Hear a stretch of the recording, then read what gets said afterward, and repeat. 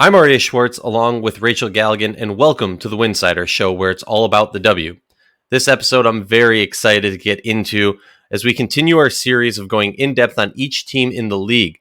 This episode, we welcome Kevin Pelton to the show to chat all things Seattle Storm.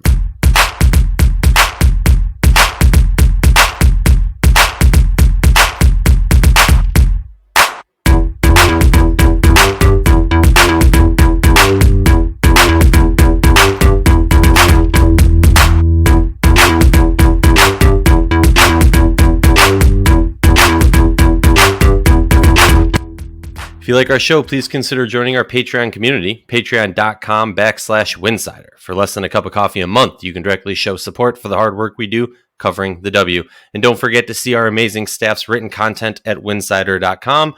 That's winsidr.com. And remember, downloading the episode makes for a better listening experience, but also our stats look better and allows us to continue doing this important work. Kevin Pelton, the big name, the stats guy. I'm very excited for this show. I'm very excited to chop it up and talk all things Seattle Storm with you. Very, very excited if you haven't already picked up on. Welcome to the show. How you doing? I'm doing well. Thanks for having me. So before we get into all of this, I want to preface this with, Kevin, tell everyone where they can read your writings, see your Twitters, and all of the above. Yeah, ESPN.com's WNBA page. And then on Twitter, it's kind of confusing because I will occasionally tweet from Kevin Pelton is my main account. And that's a lot of NBA content, naturally, since that's kind of my primary focus at ESPN. And then the devoted women's basketball account is Kevin Pelton WBB. Love it.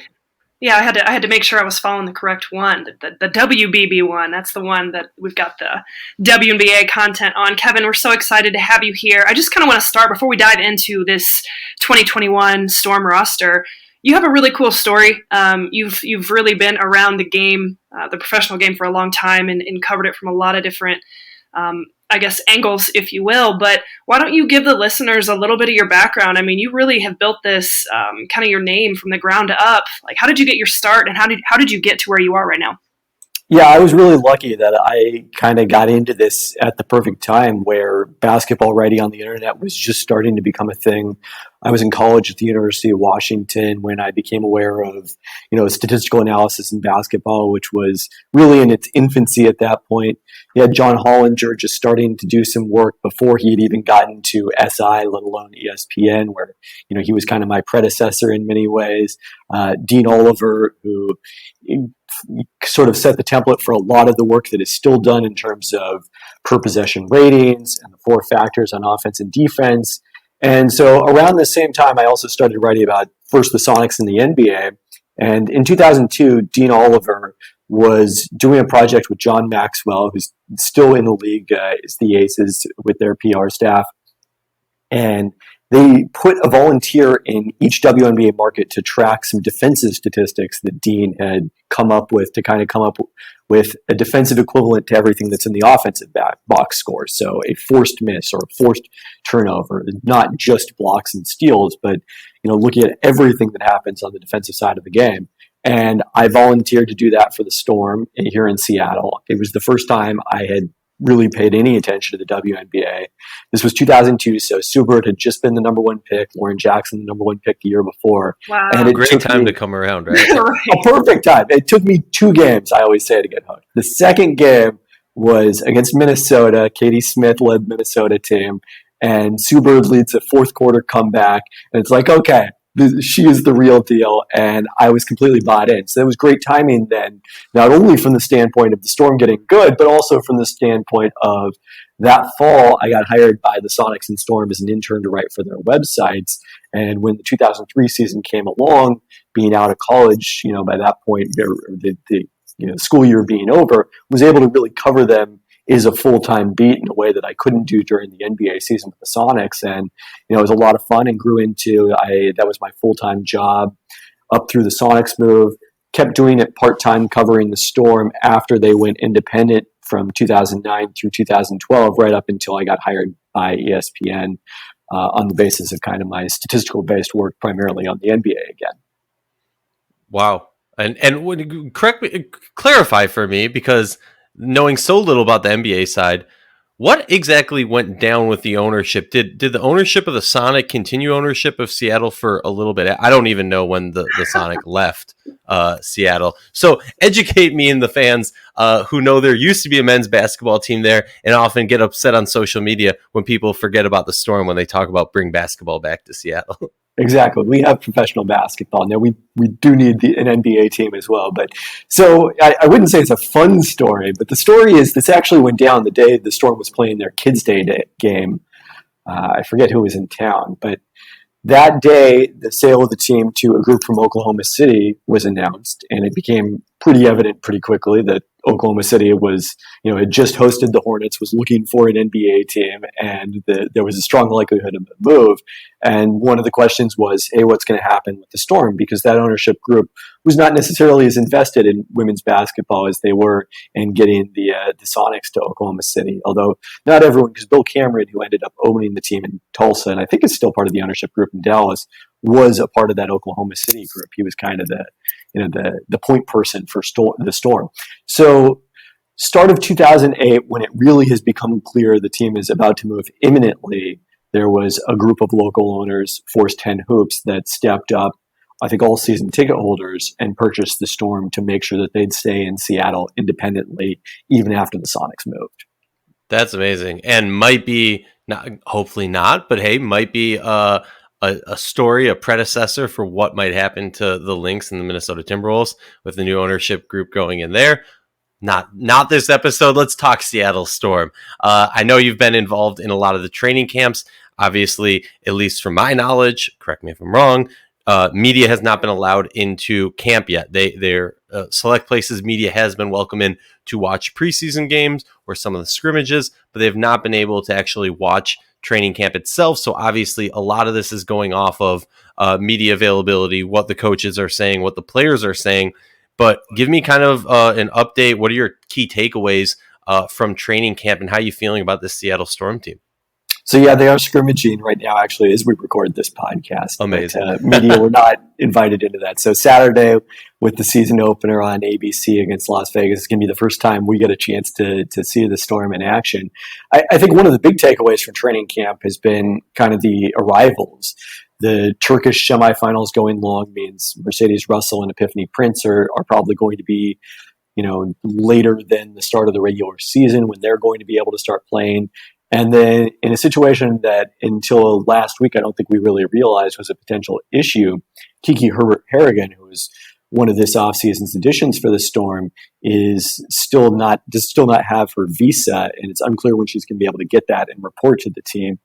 So the last we heard, Dan Hughes was more optimistic about that happening in a reasonable period of time, but doesn't sound like she'll be available for the start of the season either. So definitely going to be shorthanded to start this, as many teams will. Has there been any discussion of how Sue Bird's looking? I know it wasn't. Look, she won a championship last year. She played in the finals last year, but there was some injuries that kind of hampered her season last year. Has there been any discussion about how she's looking or feeling? I feel like it's almost a good sign that there hasn't been. So one thing we know is, I asked about this a couple times the first week. Nobody was limited in practice, so she's full go. And one thing she has pointed out repeatedly is, the injury she dealt with last year, which cropped up twice, was a bone bruise in her knee. It wasn't like, a wear and tear injury or anything like that. It was she got hit on the knee and had pain and soreness there, and was limited enough that she was unable to play. But that's something that could happen to you at any age, is her point. Mm-hmm. So obviously it's still a concern. You go back to 2019 when she missed the entire season after having surgery to remove a bone spur in the knee and going back a long period of time. I mean, one of the amazing things we don't talk about enough, Sue Bird had microfracture knee surgery after the 2003 season. That was 17 and a half years ago. And that's, an injury that has often been a death knell for players, and she's still going strong so long afterwards. I mean, it's incredible. But yeah, it hasn't come up necessarily a lot, and I've taken that as probably a good sign. Yeah, I mean, hey, whatever the Sue Bird diet, I know that she has like some crazy workout regimen paired with a crazy workout eating regimen. Like, someone's got to publicize this because there's a few other WNBA players I'm sure would love to get on this. And hey, if it can prolong my lifespan on pretending I play basketball, then I'll do it also. Let's talk about this roster. It's a very interesting roster, obviously very different than what we've grown accustomed to in Seattle over the past few years. Especially considering, what was it, 2 years ago at this point, the years of kind of, the last 3 years in my mind have kind of all blended together with COVID and everything just being so crazy. But, a few years ago, I believe it was 2, when Stewie was out for the season, Sue missed the season, and Jewel Lloyd was missing the season a lot. And I was championing that Mercedes Russell should have won Most Improved Player, but she didn't. But let's look at this roster and talk about who we kind of expect to make it. I'll kind of defer to you as our resident Seattle Storm expert and kind of I'm going to list off 14 players as I view them as kind of the most likely to possibly make this roster. But obviously you can only have 12 players on the roster. Currently they have, just for the stat checkers out there, they have 12 players on the salary cap right now, but you can have more players during training camp, and they do have availability left in the cap. So they might not be done making moves. I don't know. We'll see. Let's talk about who's expected to be on this roster. Fully expect that Sue Bird, the one we're talking about, will be on this roster. I think it's a fair assumption that Brianna Stewart will join her with Jewel Lloyd, Jordan Canada, Mercedes Russell, Ezzy Magbegor, Candice Dupree, Katy Lou Samuelson. And now it starts to maybe a little bit get a little less defined and clear. These are players that, maybe I fully expect them to make the roster, but I would not be blown out of my mind shocked if anything changed, right? Tamara Young, Epiphany Prince, Kiki Harrigan, Kennedy Burke, Kit Yalaska, Kiana Williams. Is there anybody that I missed that you feel could make a legitimate shot of making this roster? Is there anybody who, you're thinking, okay, they're on the list, but I doubt they're going to make it? So I think, number one, I would say that Kennedy Burke and Epiphany Prince are probably locks at this point. Mm-hmm. Burke started at small forward in the scrimmage. They played on one day. That was her first extended action. She got in time to play in their preseason game in Phoenix on Saturday, but I think he only had one practice, maybe two at that point. So I think she's in the mix to start at small forward, especially with Katy Lou Samuelson late to training camp. I would be shocked if she didn't make the team. And, one of the questions I asked Dan Hughes last week when we learned that, Prince would be back so late from Turkey is, does this potentially affect her ability to make the team? And his reply was, no, it affects, we need to figure out who can play those first couple of games in front of her because, it sounds like she is very much in the mix, not only to make the team, to be part of the rotation.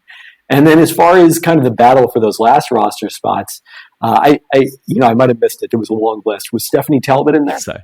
Oh, that is a good point. She was a player that I meant to write down and I did not write down. My apologies to Stephanie Talbot. Yeah, so it's going to be interesting. So you mentioned they have room on the cap, and I think what that's probably going to translate into, not necessarily additional moves, but they would have the ability to use temporary suspension to keep 13 players on their roster at the start of the season. I think that math works out now with any combination of the 13, although I'd have to double check that for sure. We need Richard Cohen to double check our math on that one. But basically the situation you could use it for is, if Kiki Harrigan is not back for an extended period of time, maybe she's on the temporary suspension, or possibly use it on one of the players who's playing in the Turkish finals. And then when they're back, that's about the exact same time that Katy Lou Samuelson would be going to play in the 3x3 tournament. Mm. So you could mix between those two and not have to actually cut down to 12 until Katy Lou Samuelson gets back in, kind of June. It's always so interesting to me, the kind of shifting that has to take place earlier on in the season with so many different commitments with other things. It always seems like a big chess match early on. But I do want to ask you, a lot of familiar faces on this roster. We have some changes on this roster. In your opinion, what's the biggest weakness of this team? Is it kind of the youth? Is it lack of depth at certain positions? To me, I would go with perimeter defense and defense on the wing. I mean, Alicia Clark finally got overdue recognition last year as one of the WNBA's best defenders, premier individual defenders, finished second in Defensive Player of the Year voting, unanimous first team all-defense pick. And she, along with Natasha Howard, who was the Defensive Player of the Year in 2019, and she was my pick last year, even though she played limited minutes. I still thought she was kind of the biggest swing piece on the defense when she was on the court versus off. So she still played a huge role. I think they're better equipped to replace Natasha Howard with Ezi Megbagor and Mercedes Russell at center. But who's going to step into that wing stopper role is unclear. That's not Katy Lou Samuelson's strength. Whether Kiki Harrigan has the ability to do that at this point is pretty unproven. And that's a situation that could benefit Tamara Young, I think, because she's someone who has played that role in the WNBA. Mm-hmm. I don't know if she's going to make the roster, but if she does, I think that'll be the biggest reason. And Kennedy Burke is also in that mix for sure, too. I think, again, Burke to start the season with Samuelson coming in late and leaving for the 3x3 tournament, I think Burke has a pretty good chance to start at small forward and handle those tougher defensive assignments.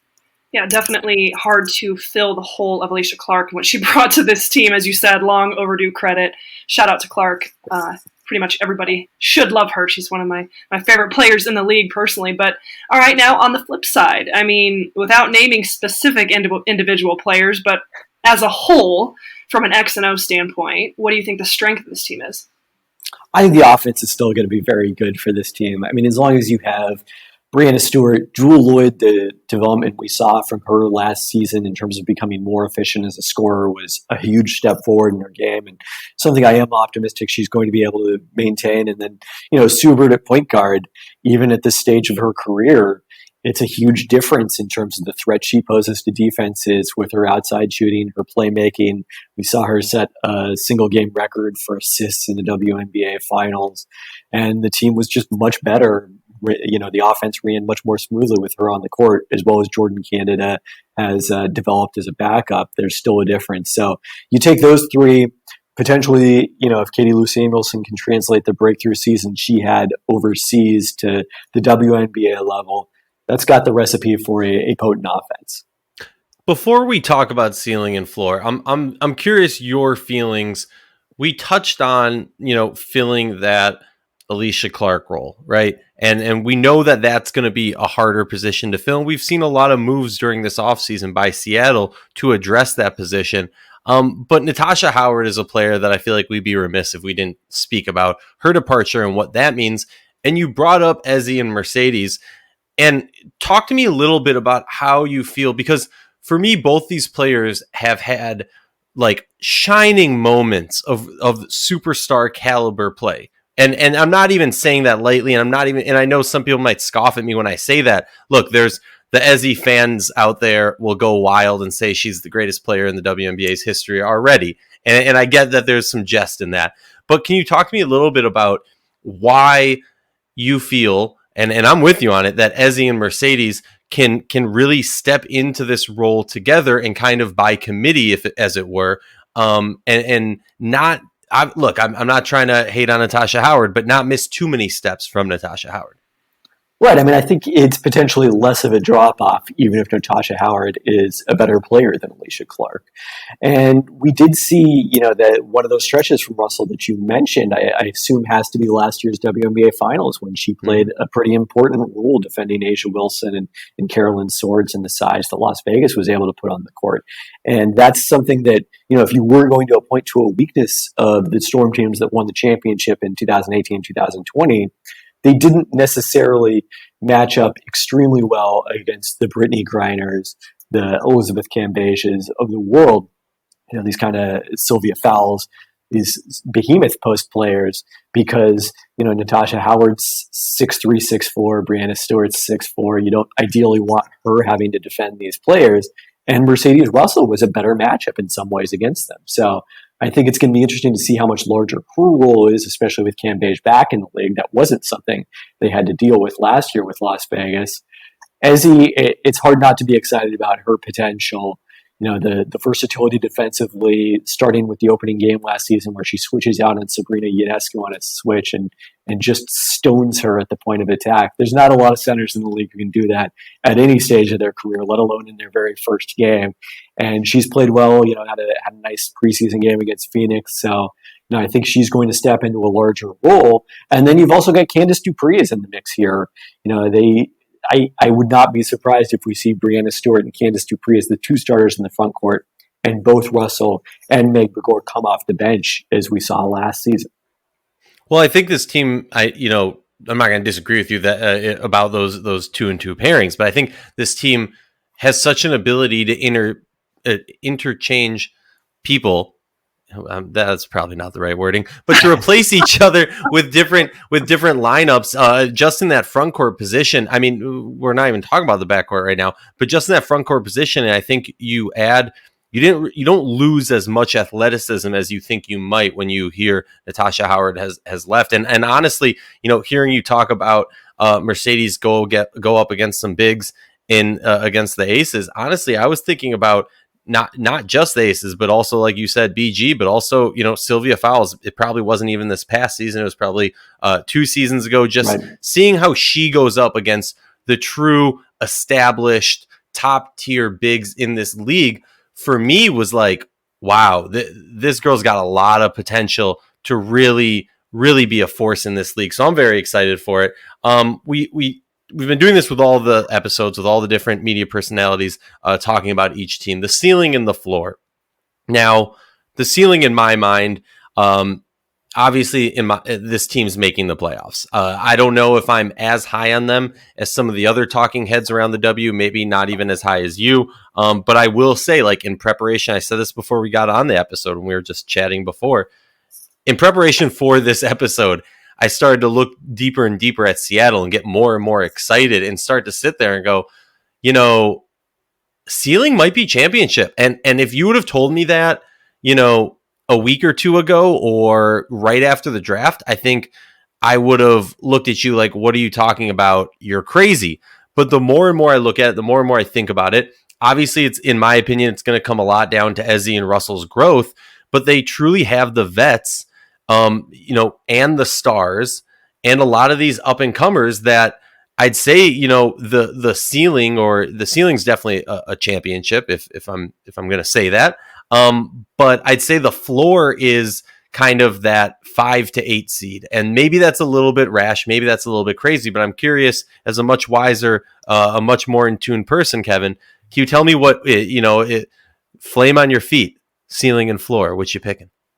I think I would go in that same range. If everything breaks right, this is a team. 3 years ago, 2018, when this run sort of started and Dan Hughes came in as head coach, no one was thinking championship as the legitimate aspiration for the Storm at that point. But everything clicked, and Natasha Howard proved much more effective as that complement to Breanna Stewart in the front court than anyone expected. And kind of some other teams dropped off a little bit, and boom, you've got the recipe to immediately win a championship. And they also, I'd say, exceeded expectations in 2019 when, with Stewie out for the year after Sue Bird underwent surgery. I was wondering whether this was even a playoff team. And then they not only make the playoffs, but get home court in the first round of the one and done, and beat Minnesota, as you mentioned, with Mercedes Russell doing a nice job against Sylvia Fowles. So, they've exceeded expectations, I would say, 2 of the last 3 seasons, last year being the exception when they won the championship. But they couldn't exceed expectations because everyone kind of thought they were the heavy favorites to win the championship going in. So I do think championship is a legitimate possibility on the high end, and agree that probably somewhere 5 to 8 is on the low end. Again, we've seen, this team, you took away, granted Alicia Clark and Natasha Howard were part of that group, you took away Sue Bird and Breanna Stewart, and they still were an above 500 team. So the floor is pretty high, I would say, with Dan Hughes and Gary Kloppenberg's defense and the talent that is still around.